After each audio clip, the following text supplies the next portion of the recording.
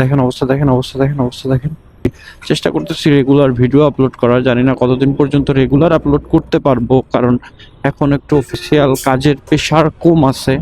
পুরান হইতে থাকলে যে কোনো জিনিস, মনে করেন যে সে যে কোনো জিনিসই হোক হোক সেটা বাইক হোক সেটা মানুষ, যত পুরান হতে থাকবে তত কদর কমতে থাকবে, ঠিক আছে? হ্যালো এভরিওয়ান, কি অবস্থা সবার? আশা করি সবাই ভালো আছেন। আমি শুধু না, আমিও ভালো আছি। আজকে সকালবেলা বাইকটা নিয়ে বের হয়ে একটা দিন দেখেন অবস্থা, দেখেন অবস্থা, দেখেন অবস্থা, দেখেন। এই বাইক, এইটার অবস্থা দেখছেন কেমনে চালায় আইছে ভাই? এ মারা দরকার, ওরে নাইমা কতক্ষণ পিটানো দরকার, ও যেমনে ঘুরাইছে ভাই, আল্লাহ। গালাগালি তো, ওরে তো পিটানো উচিত, ও যেমনে ঘুরাইছে। এমনি কেউ ঘুরায় নাকি? যাই হোক, যে টপিকে ছিলাম, সকালবেলা গাড়ির ধারে এসে যে জিনিসটা খেয়াল করলাম আর যে জিনিসটা রিয়েলাইজ করলাম, বাইকের প্রতি আমার যত্ন কমে গেছে। মানে আমার যখন আমি আমার বাইকটা প্রথম কিনি, তখন আমি মানে না পারতাম সপ্তাহে 2 বার বাইক ধুইতাম, ঠিক আছে? নিজে ধুইলে ধুইতাম অথবা গ্যারেজ থেকে ধুইতাম। আমার আবার বাসায়ও ধোয়ার সিস্টেম আছে। ধোয়ার সিস্টেম আছে বলতে কি, আমি তো হচ্ছে আমার যে বাসায় থাকি ওই বাসায় অনেকগুলা আপনার প্রাইভেট কার আছে, তারপরে হচ্ছে আপনার মিনি পিক আপ আছে, কার্গো কার্গো বলতে পারেন ওরকমই, মানে আপনার মাল ডেলিভারি করে এরকম গাড়ি আছে 2-3টা। ওইগুলা ধোয়ার জন্য আপনার সিস্টেম করা আছে, যে আপনি ওই প্রাইভেট কার তারপরে পিক আপগুলো সবগুলো ধোয়ার জন্য একটা সিস্টেম করা আছে। ওইখান থেকে চাইলে আমি বাইক ধুইতে পারি। তো ওইখান থেকে আমি একদিন 2-3 দিন ধুইছি। ওইখান থেকে ধুয়ে পরে আবার ওই যে স্প্রে করে যে মনে করেন এই সুইচগুলোতে যে পানি ঢুকে, এই পানি বের করার জন্য যে স্প্রেটা, এই স্প্রেটা নাই। এই কারণবশত অনেক সময় ওইখান থেকে ধুইলে পরবর্তীতে মনে করেন রাতে ধুয়ে রাখছি, সকালবেলায় সুইচগুলো প্রপার ওয়ার্ক করে না। সুইচগুলো পরে আবার এইখানে এসে ওই তেল টেল দিতে হয়, মনে করেন ডিজেল দিয়ে স্প্রে করে, তারপরে হচ্ছে গিয়ে আপনার আবার তখন ওয়ার্ক করে। তো যে কারণবশত ওইখানে আমি কিছুদিন ধুইছি, তারপর আর ধুই নাই প্রথম অবস্থাকে। তো মনে করেন বাইর থেকে আমি সপ্তাহে এমনও সময় গেছে 2বারও ধুইছি। যখন বাইক প্রথম কিনছি, একটু ময়লা পড়লে আমি মনে করেন যে আমার ভালো লাগতো না, বাইক কেমন যেন একটু মানে ভিতর থেকে খারাপ লাগতো। কিন্তু এখন দেখেন আমার বাইকের অবস্থা, ময়লা পড়ে গাদ হয়ে আছে, ময়লার কোনো যত্ন নাই। আর আগে আমি কত সুন্দর, মনে করেন যে যখন বাইকটা কিনছিলাম প্রথম অবস্থায়, তখন আমার বাইক ঢাইকা রাখার জন্য কাভার কিনছি। মানে প্রথমে একটা কাভার কিনি, ওই কাভারটা হচ্ছে একদিন রাতে ধুয়ে, মানে বাইক ধোয়া শেষে আমি আবার ওইটা পিছনে আপনার আমার যে আপনার ব্যাক ক্যারি করার যে একটা ই আছে, ওইটার সাথে লাগাই আমি বাসায় গিয়ে দেখি ওইটা কোথায় পড়ে গেছে। পরদিন সকালে আমি অফিসে যাওয়ার আগেই আমি ওইটা কিনে আবার তারপরে থেকে মনে করেন যে আবার ঢাইকা রাখি, ঠিক আছে? মানে আমি ওরা এই পরিমাণ যত্নে রাখতাম যে ওর গায়ে একটু ধুলা না লাগে। আর এখন ধুলার গাদ পড়ে আছে, তাও মনে করেন যে আমি বাইক ধুইতেছি না বা বাইকের যত্ন নিচ্ছি না, বাইক পরিষ্কার করতেছি না। তাও মানে আমি এই জিনিসটা সকালবেলা রিয়েলাইজ করতেছি যে আসলে পুরান হইতে থাকলে যে কোনো জিনিস, মনে করেন যে সে যে কোনো জিনিসই হোক হোক সেটা বাইক হোক সেটা মানুষ, যত পুরান হতে থাকবে তত কদর কমতে থাকবে, ঠিক আছে? এই জিনিসটা সকালবেলা রিয়েলাইজ করলাম। এটা কিন্তু আজকে রিয়েলাইজ করার বিষয় না, এটা আগে পরেও অনেক বিষয় নিয়ে আমি বিশেষ করে রিয়েলাইজ করছি যে হ্যাঁ, এটা যত আপনি একটা জিনিসের সাথে সময় কাটাইতে থাকবেন, তত সেই জিনিস আপনার কাছে পূরণ হইতে থাকবে আর সেই জিনিসের প্রতি আপনার মায়া কমতে থাকবে। কিছু কিছু বিষয় ভিন্ন, কিছু কিছু বিষয় মায়া কমে না, আরো বাড়ে। কিন্তু এই কোয়ালিটির যে জিনিসগুলো আছে, ধরেন বাইক, মোবাইল, আমি যখন আমার iPhone 16 Pro Max টা প্রথম কিনি না, তখন আমি রাতে ফুল রাত চার্জ করতাম না, ঠিক আছে? আপনার ওইটা হচ্ছে লিমিট করে রাখছিলাম 80% চার্জ, এর বেশি যাতে না হয়। আর হচ্ছে গিয়ে আপনার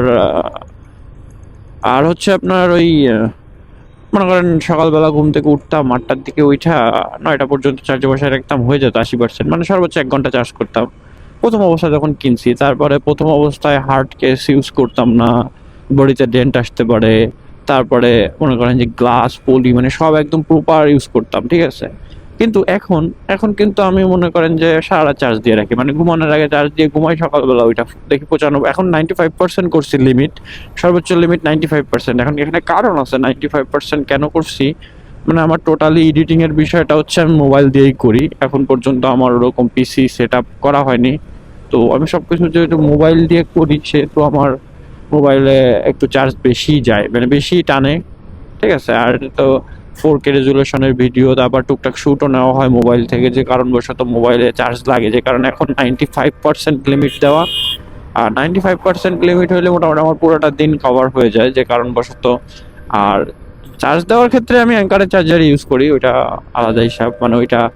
কিন্তু যে যত্নটা প্রথমে পাইতো, মানে যে আপনার একটা না মনে করেন যে সারা রাত চার্জে বসায় রাখতাম না, তারপর হার্ড কেস ইউজ করতাম না, সবসময় পরিষ্কার করে রাখতাম।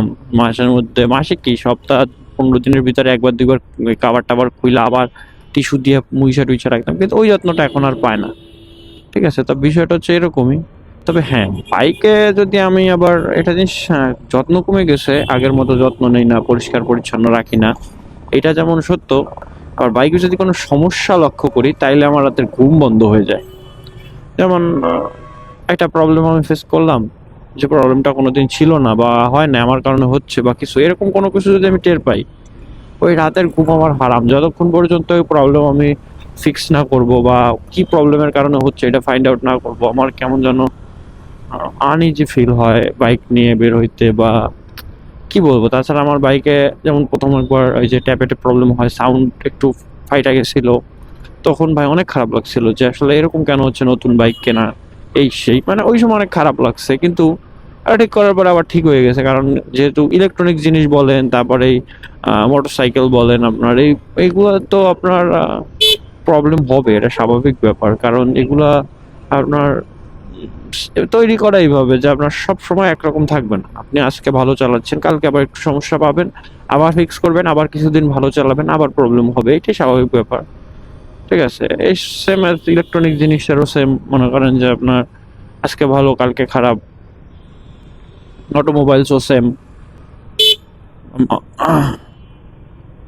এটা মনে করেন যে এই রাস্তার ভিতরে যারা এই যে দেয়াল টপকা এপার থেকে ওপার আসে না, এটা যেমন দৈত্য দেয়, আর কখন জানি না কি হয়ে যায় কার সাথে, আইলা এসব তো টান দিচ্ছে কড়া টান, কি লাভ, যাওয়া তো লাগবে সেই একসাথেই, তো টানাটানি কইরা লাভ আছে?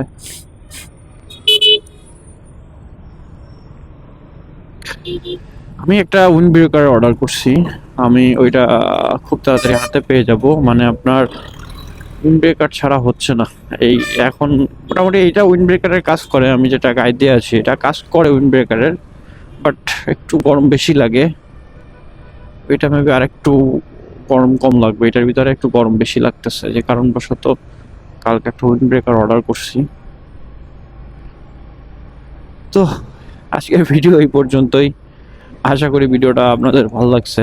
দেখা হবে পরবর্তী ভিডিওতে, ততক্ষণ পর্যন্ত সবাই ভালো থাকবেন, সুস্থ থাকবেন। আর হ্যাঁ, আমি কিন্তু এখন মোটামুটি রেগুলার ব্লগই আপলোড করা শুরু করে দিছি, কারণ আমার অনেক আগে থেকে ইচ্ছে ছিল যে আমি রেগুলার ব্লগিং করব, কিন্তু সময়ের অভাবে আসলে হয়ে উঠতেছিল না। এখন আমি মোটামুটি চেষ্টা করতেছি রেগুলার ভিডিও আপলোড করার, জানি না কতদিন পর্যন্ত রেগুলার আপলোড করতে পারবো, কারণ এখন একটু অফিসিয়াল কাজের প্রেশার কম আছে, যে কারণবশত হচ্ছে আমি মনে করেন যে সময় পাচ্ছি এডিট করা থেকে শুরু করে সব কিছু। কিন্তু যদি এটা সময় কখনো একটু দেরি হয়, সর্বোচ্চ একদিন পর একদিন আপলোড করবো, এটা মাস্ট বি থাকবে। তো যারা চ্যানেলে নতুন আছেন অবশ্যই সাবস্ক্রাইব করে দিন, আর যারা পুরাতন ভাই ব্রাদার আছেন তাদের কাজটা একটাই, লাইক করা, কমেন্ট করা, শেয়ার করা, আর আমার সাথে কানেক্টেড থাকা।